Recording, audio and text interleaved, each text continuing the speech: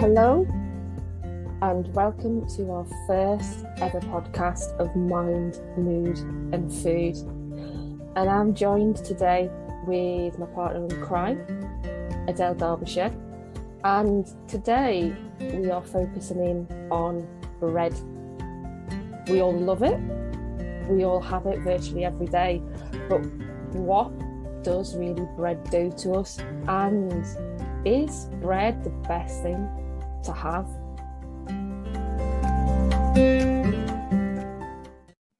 So when we think about bread, the way it used to be produced and the way it's produced these days is completely different. I don't know whether you think the same, Adele, but when we go into the supermarket, there's a huge array of breads, but the fact that it just doesn't seem to me to be the same as what it used to be years ago. Yeah, well, there's so much to choose from, whether you should have brown bread, seeded bread, gluten-free bread, batch, non-sliced, sliced, tiger bread. But I do love bread. So that's why I was interested in starting with this topic, because I do love bread, but I kind of feel like there's this really little cloud over the bread aisle, where if you're somebody that is conscious about healthy eating and you're wanting to watch your weight, I almost feel a bit guilty when I buy bread and when I eat bread. So I'm interested in your views. I can, you know what, I can completely get it, because it's just there's so many different ones to choose from, and then there's the flatbreads, the blooming God, all sorts, even Rivita's chucked in to the mix, so there's a huge array of it. But the way I see it, the way it's produced these days is just so completely different to what it was years ago in the likes of the supermarkets. And when I say that, I mean you can get a loaf done now in about an hour or so. Wow. Which, when you think about it, years ago it was actually produced over 24 hours. And the reason being was that it was literally fermenting, growing and fermenting. And that process was really important. Really, because the fermenting side of it really does help as far as your gut's concerned. So the longer it ferments, the better it is for your gut. And obviously the shorter it ferments, well, it's not really even going through that much of a fermenting stage anymore, because there's that many additives and preservatives to help it along the way.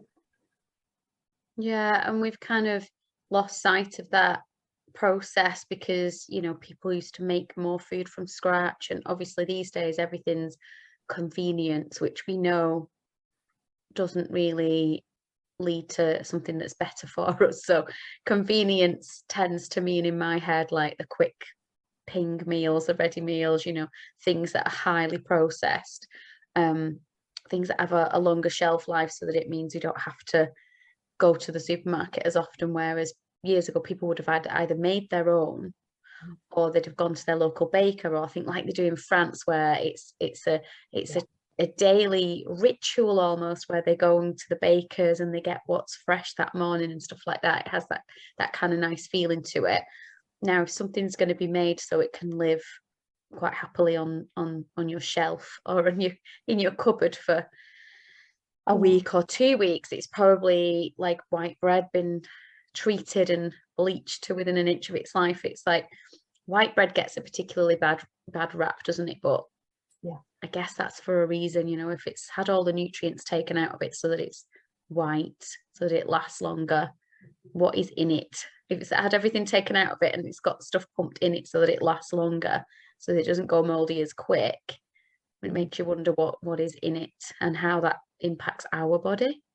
Absolutely. But when you think of it though, we see this brown bread as better, and to be honest with it, if it's just labeled as brown bread, it is better than the white bread that's on the shelves, because of the different kind of preservatives and everything that's in there. It's still stripped of quite a lot, and it's just brown. That's the only really difference. Whereas if you're looking at things like, what I'd recommend is probably going for 100% whole wheat and whole grain. And does that say, just so if you're going to your local supermarket, would that say on it whole wheat, whole grain? Because like that's confusing, because there's brown bread, but there's seeded bread, you know. So how do you know what is the whole wheat, whole grain if you were in a supermarket? Or would you say, oh, I'd really stay away from supermarkets altogether and just look at your local baker? Don't even know where my local baker is, to be honest. Honestly, if I'm completely honest, the supermarket stuff isn't the best thing in the world. Yeah. Personally, I stay away from it as much as I can, but I know quite a lot of people can't. So the more that you can get the likes of, you know, whole grain, and look at the percentage on the back of what it actually is, the higher, the better. And as well, if it's got the likes of seeds, like linseeds for one, I'd really recommend that you get that one. And as well, poppy seeds, try and go for them more, because then you've got an extra level of protein in there, which will keep you a bit fuller longer, which will keep you less going for the more bread, if that makes sense. Yeah, because I have a packet of like seeds that are like the linseed, milled linseed and different bits and bobs in, that I like sprinkle onto yogurt and things like that in the morning, and that keeps you fuller for longer and things like that. So I guess if you can't seek out the local baker and stuff like that, that might be another option as well, to get those kind of seeds. You can get them as toppings, can't you, to put on other things? Absolutely, yeah. And I wouldn't like to diss bread altogether, but I'll be when it comes to the likes of your supermarket stuff, you know, really start looking at what's included in it. The more ingredients that it's got in, I'd leave that one on the shelf. It's just so convenient, isn't it? That's the problem. Like if you're thinking, I know I've started eating a lot more omelets and things like that for lunch. But like the weather at the moment when we're recording this is pretty dismal.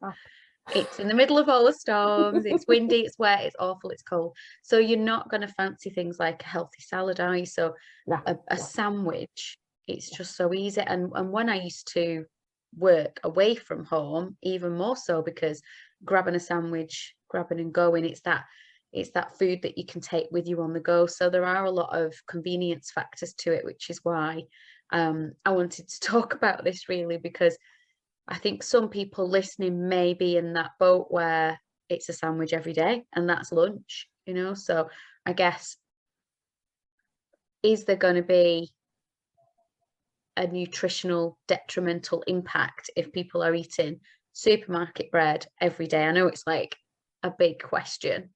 And then it's going to depend what's on it and what kind of bread. And obviously you can do things, you can swap your bread to what you've just mentioned to make that a little bit better.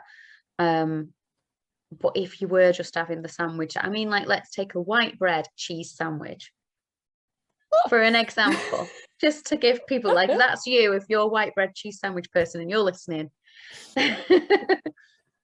Yeah. What should we do? Add some tomato.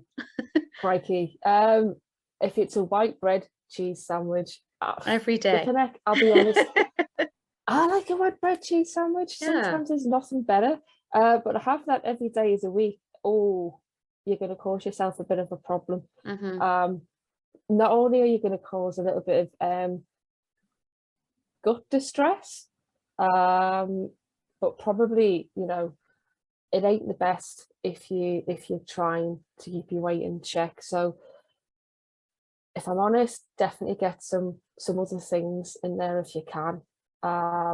If you're probably, one of the best things you can actually do, and this might sound a bit weird, but this is me, I can be a bit weird when it comes to food. I've got no hold-ups about that whatsoever. Try hummus instead of the likes of butter or spread, and give that a go, because that will raise your protein level, it'll raise your good fat level, and it should keep you fuller. So hummus on your bread as a spread? Yeah. Really? Because I would think, God, that would be really filling, wouldn't it? Because hummus is chickpeas, isn't it? Yeah, Yeah. Mm-hmm. And I would have that with a bread stick. Yeah. Rather than spread it on. I've never done that, Margaret. Spread it on my bread. Mm-hmm. Give it a go. Maybe. See how it goes. It can be a bit of a. I can imagine though that on a thick slice of really squashy, fresh brown bread, like a seeded bread, that would be nice. Yeah, definitely. Not even need a filling, would you? Not even. No. Yeah. No. And that way you're just giving yourself that little bit extra protein and that little extra fiber, and that bit of good fat as well that will keep you fuller through the day, because that's really, I guess that's the key, to be honest. The likes of the white bread will not keep you full that long. Mm-hmm.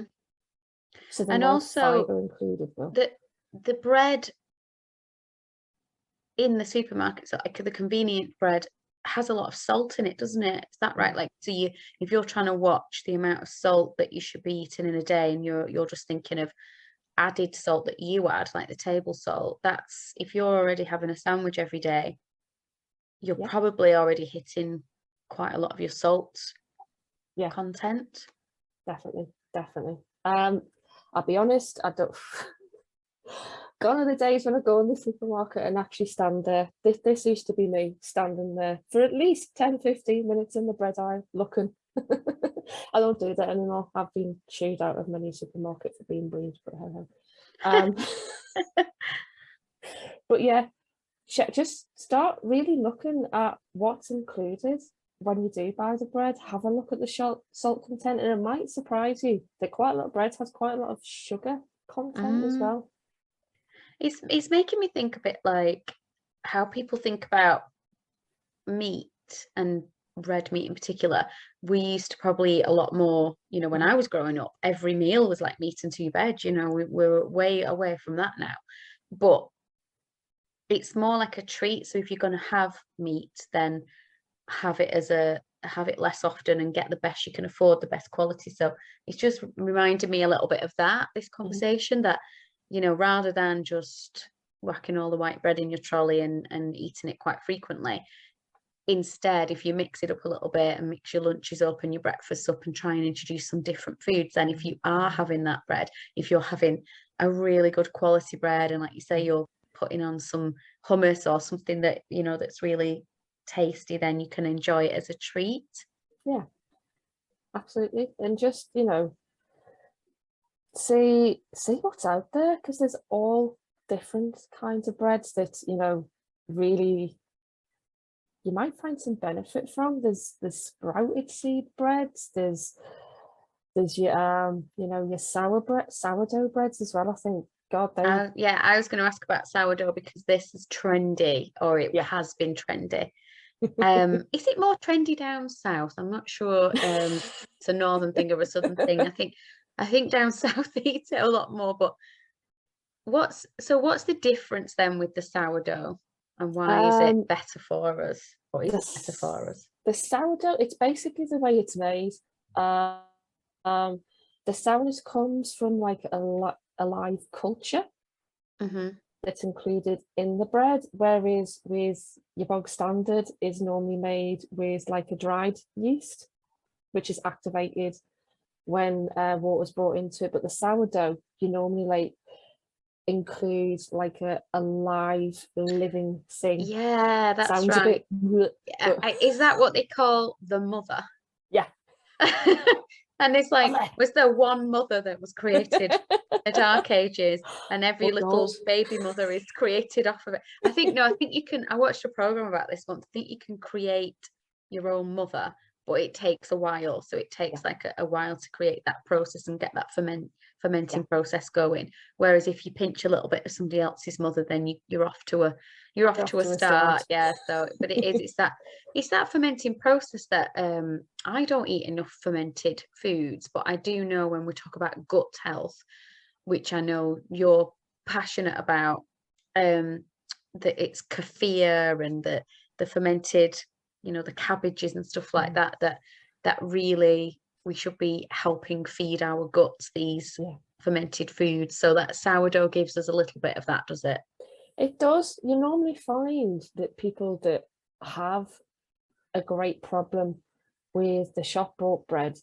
I'm not saying all, because obviously everyone's different, but the sourdough bread is less likely to cause problems. Yeah, and I guess again, if you're not having it all the time, like, Mm. so if you've got a problem with your gut, and you cut out bread, as we Mhm. cut out lots of these, the foods and the things that we ingest that are likely to be the culprits of an upset stomach. Mhm. People cut them all out and then introduce them back slowly, don't they, so that you can tell which is it that's the culprit. But I guess if you just started slowly and you had it like once a week, and you did start with something like a sourdough bread rather than jumping back into it to a normal white sliced, that would be less likely to cause a reaction, let's say, than Yeah. going back in full pelt with the full-on gluten stripped back of all its good properties bread. I do feel Definitely. sorry for bread. It's like it's got a Oh, bit of a villain I know, and it tag on it, shouldn't do. hasn't it? Shouldn't do. It's not the bread that itself that's the villain. It's the way that it's produced these days, from the wheat that's involved, Yeah. which produces the gluten, to it's not the bread that's a problem. It's what we've well done to it over the Yeah, years. and again, it reminds me of things like it's a lot of things because, you know, everything's now mass produced. Like even vegetables, we're not getting the right nutrients from our vegetables just because of this money and profit over goodness. And if you think about chocolate, we could do another one to talk about chocolate, but just to talk about the principle of, if you're going to eat a box full of like milky chocolate that's just full of sugar and all sorts of crap, versus a couple of squares of a good quality dark chocolate. It's a similar principle, isn't it? If you look on a packet of dark chocolate and it's like 70% cocoa, or you have a cacao like ceremony and a drink, and drink it mindfully and enjoy that beautiful taste and the smell, that's different to sort of munching your way through a box of, I don't know, Dairy Heroes, milk. I don't know. Celebration, Dairy Milk, other chocolates are available. We're not We're big not enough to be sponsored. sponsored yet, Margaret. God We damn it. promise you we will never be sponsored by chocolate brands. But yeah, everything in moderation, being a yogi, it's kind of like I always like to bring things back to balance. I don't like to think I cannot have something at all, ever. Same here. It's literally, if this is something that you want, go for it. But just be mindful when you're having it. Enjoy it in such a way that you're taking your time over it. And if you're Mm, taking your time over it, why not go for something that's worth taking that time over? absolutely. And so if people are wanting to think about losing weight, this might be going out in the new year when people are on a health kick and things like that. Bread is something that people might think, right, I've got to stop bread, I've got to stop potatoes, I've got to stop all my carbs. So I guess we've kind of answered it in terms of moderation, but if you are wanting to lose weight, should you eliminate bread for a short period of time? You know what? No, it's not needed to be fair. And I can hear everyone going, yes. It's all about knowing really what is best for you in the day at what time. And when I say that, I mean, is something with carbs better for you in the morning?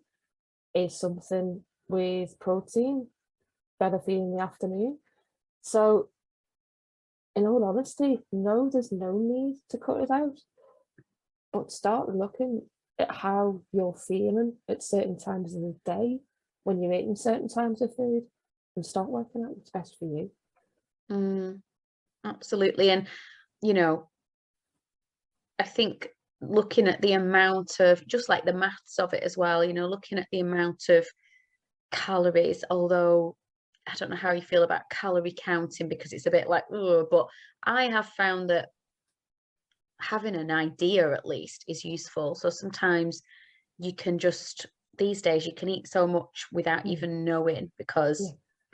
before you know it, if you've had 3 slices of bread and toast for breakfast and something for lunch, and you've whacked a bit of cheese on it. Before you know it, you're not eating a lot, and you're way over what you're doing exercise wise. So having an idea of what goes in and what goes out because of the amount of exercise and activity you're doing is useful. If you are wanting to lose a bit of weight, then you kind of do need to know, well, wait a minute, maybe I was eating 3 slices before, and I'm going to choose instead a good quality bread. I'm just going to have 1 slice, but I'm going to enjoy it. I'm going to have it in the morning. I'm going to go for my morning walk or jog or whatever it is that you're doing, and know that I'm going to burn that off so I can eat it without that horrible, guilty, shameful feeling around it.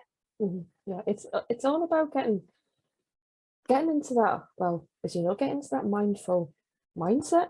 Really understanding, okay, I'm going to enjoy this, and then I'm going to do whatever else I need to do, rather than having that big stressful thought of, oh, it's bread. It's it's not the blaming devil. Yeah. But and the more we treat things like we cannot have them, it does create like cravings for things, doesn't it? So if I know I've tried before, like, right, I'm going to cut out bread for 6 weeks, and then I don't know, you almost do you know that film, what is it, the one with the lion in it, and they've all escaped from the zoo, and his friend is like a giraffe or something, and a zebra. Madagascar. Yeah.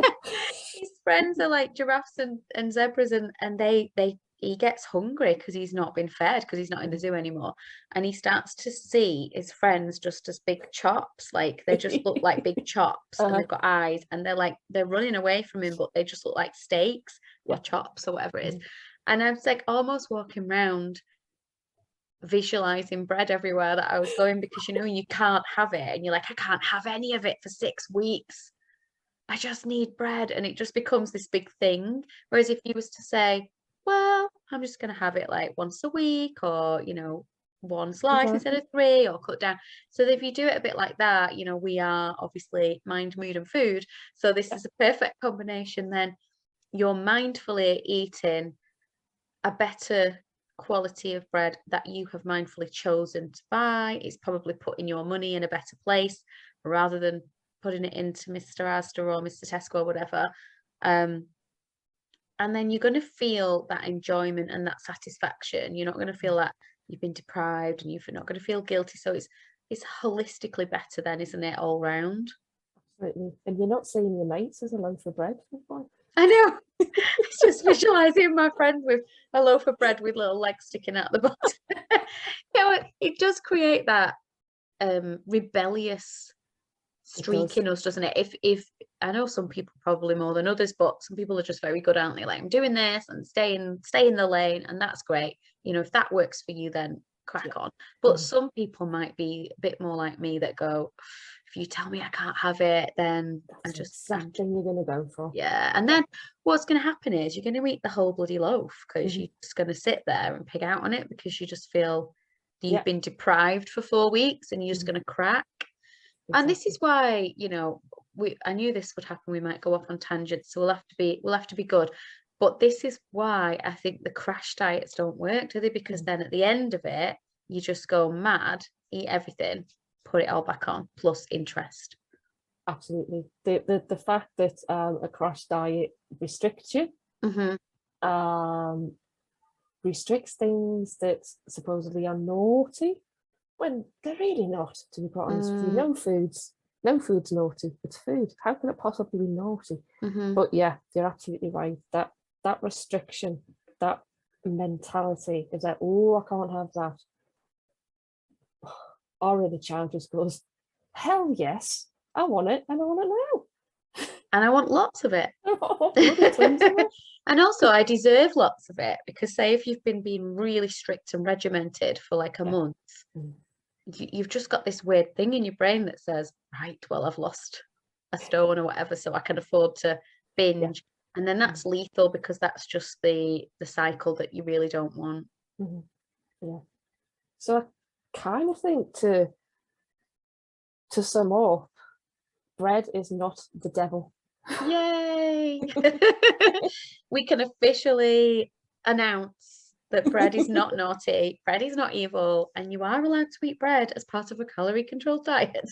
You are allowed to eat bread in moderation. Just Absolutely. choose wisely.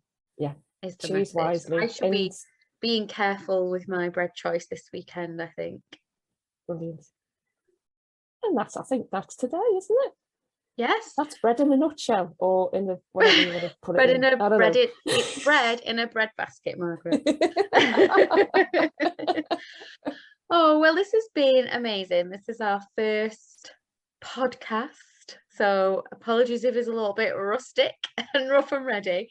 We will get better and we will get more polished. Absolutely. But if you're here at the start, then thank you for joining us. And do let us know, give us some feedback. Let us know how you found this episode.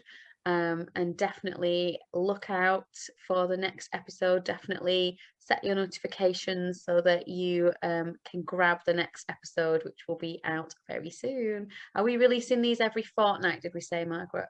Yeah, we did every fortnight. So yeah, definitely subscribe. Yeah. And we'll see you then. 2 weeks. Hit the subscribe button or whatever it is that you've got to do, and we'll see you on the next one. Thank you so much, Margaret. I've learned a lot today. Thank you. Bye. Bye.